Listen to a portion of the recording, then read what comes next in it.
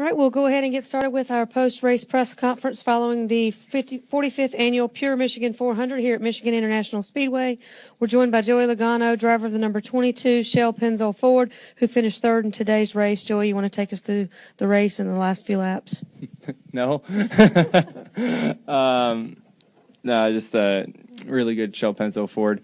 Guys did a good job all weekend. From when we unloaded, we had a really fast car. We showed that in qualifying, showed that in practice all week, and woke up this morning feeling pretty good about it. Felt like we were going to be pretty good. And when Todd feels pretty good about it, I really think we're going to be all right. So, took off there and began the race. It's pretty fast. It will lead a lot of laps, and just kept tightening the car up, getting a little better.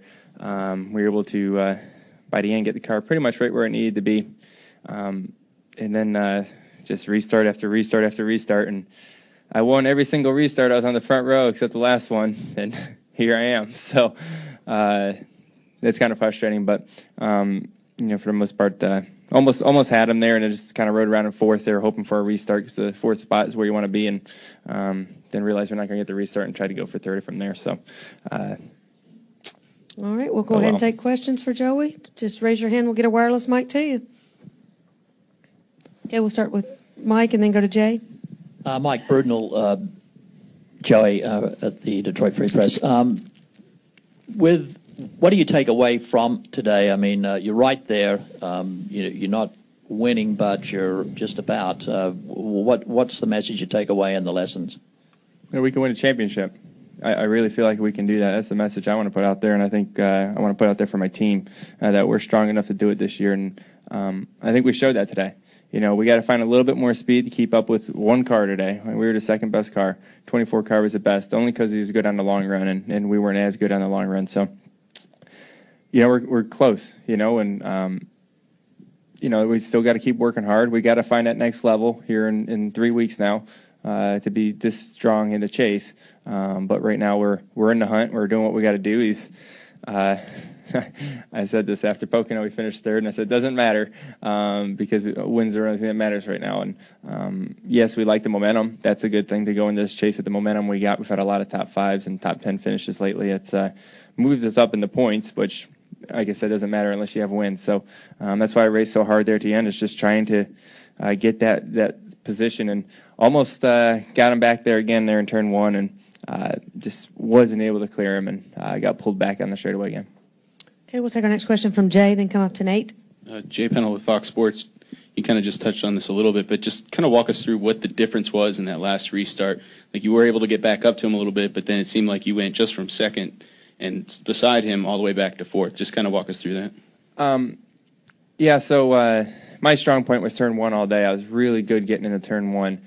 And that was kind of the 24's worst spot. So it kind of worked out for me. I got a good run off the corner. I was able to draft down him on the straightaway.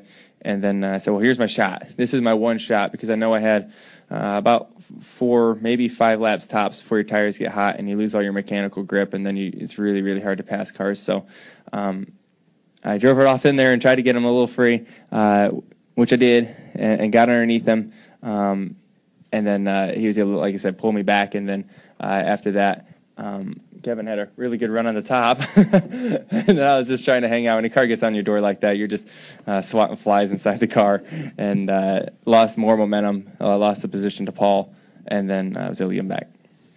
They were gone by then. Okay, we're now joined by our second-place finisher in today's 45th Annual Pure Michigan 400, driver of the number 4 Jimmy John Chevrolet, Kevin Harvick. Kevin, do you want to talk a little bit about your race out there today and the last few laps as well? Yeah, I mean, we had a solid day. It's just the 24 just, had more speed than we did all day. So, I felt like when Joey was out front, he could get away at the short run, and then we'd kind of even out. But all in all, it was a good day. The main focus for our team has been consistency headed into the chase to make sure that, we can scramble and do the things that we've done over the last month. And when you have a solid day, finish it off. And those are the things that we've been able to do. So obviously you want to win, but, all in all, we had some different goals that are more as important to lead into the chase. Okay, we'll take our next question up front. Nate, go ahead. Nate Ryan, USA Today Sports. Joey, after the June race, your teammate said that he felt like Hendrick was far, far ahead, like a year ahead on engine development and power. Do you guys feel like you guys closed the gap a little bit today? Yeah, we've closed the gap. You know, I don't think we're a year behind. Do I think the Hendrick Chevys are the best motors out there right now? Yes, I do. But I think this racetrack caters to the Ford motor a little bit more than normal. We're good on the high RPM stuff. You know, this is a higher RPM, not slowing down much in the corners. This is kind of our wheelhouse. And then for the Hendrick Chevys, it seems like the bottom end horsepower is where they got it. You know, and that's not speed. That's just raceability stuff. When you have that you're able to get that spot on someone and kind of get that grunt off the corner. That's what you need. And we've closed the gap a lot. We've worked a lot on it, and we're coming. We're coming. We're just not there yet. Okay, do we have any questions up in the press box?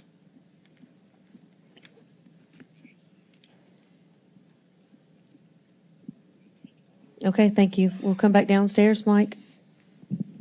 Kevin, how emotionally, how important was your performance today for your team after a very difficult week for everyone in motorsports? Well, it has been a difficult week. You know, I think the hardest part for me has been just the whole way that the whole media thing has kind of shaken down. I mean, it's an absolute tragic accident that has happened on both sides of the fence. You got one young man who's dead, and you know, you've got a guy that we know and are a part of an organization that is just getting a lot of just crazy press. You know, I've known Tony Stewart for a long time, and you look and you see what happened. I still don't believe that he even knew that he ran into that car. And I know for sure that Tony Stewart is not going to just run over somebody that's on a racetrack. I don't think there's anybody in this garage that could, it'd be hard to find somebody in the racing world that could just point that car and just run somebody over. So, you know, you have just a lot of unknowledgeable people reporting on a situation that know absolutely nothing about racing. And it's just really unfortunate the perception that has been given to him. So I know he'll stay strong and fight, and they'll get the right people and do all the right things. And you know, that's the part that's bothered me the most, is just the poor misrepresentation on the media side for him. Okay, we'll take our next question in the middle from Bob, then go to Jay. Bob Hocker, Sporting News. But kind of as Mike said, that did your team need this? I mean, did you feel like your team has been kind of beaten down at all from all of it? Well, Bob, we finished 8th, 2nd, 7th, and 2nd. So I don't know that that's beaten down. I think everybody has been stepped up and did what they've had to do inside the shop. You see Brett Frood and at the racetrack and making sure that everything's right, and Gene Haas was there last week, and everybody just has to pitch in and do their part, and make sure we do everything we can to help Tony get through his situation. And there's a lot of strong people at our company, and Gene brings a lot to the table. We have from a financial standpoint and being a leader, and there's a lot of great sponsors that are there that are very supportive of everything we're doing. So I think it's added more fire to everybody just to step up and keep everything headed in the right direction. Okay, go ahead with your question, Jay. Then we'll go back to Jerry. Jay Pennell with Fox Sports. Kind of two-part question here for Harvick. You finished your 4th straight race here, finishing 2nd. Just talk a little bit about that. And then you also just said that, while you would have liked to win, you got bigger things heading into the chase. Could you just kind of expound on that? Well, for us, we've had some moments where we've been kind of sporadic and inconsistent, and fast one week and fast the next week, and make mistakes or have something go wrong.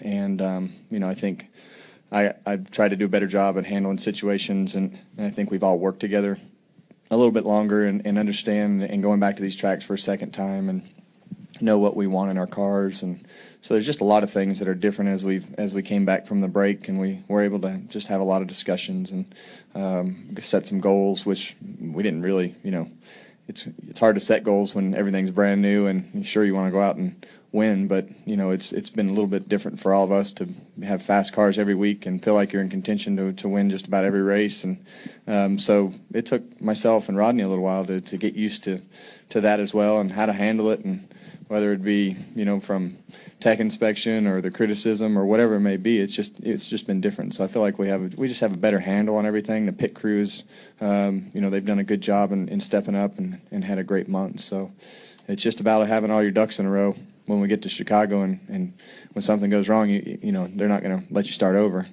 Right now it's kind of like we get to start over, and we've been able to fix a lot of things. But when you get to Chicago, you got to have 10 solid weeks to win this championship. Final question, Jerry. Go ahead. Jerry Bunkowski, NBCSports.com. Kevin, given your long friendship with Tony, you're very close to him. Is there anything you can share with us about what you've said to him, what he's said to you, how he is? I have not spoken to Tony. Okay, Des, thank you very much. Congratulations on your run today. See you next week. Thank you, guys.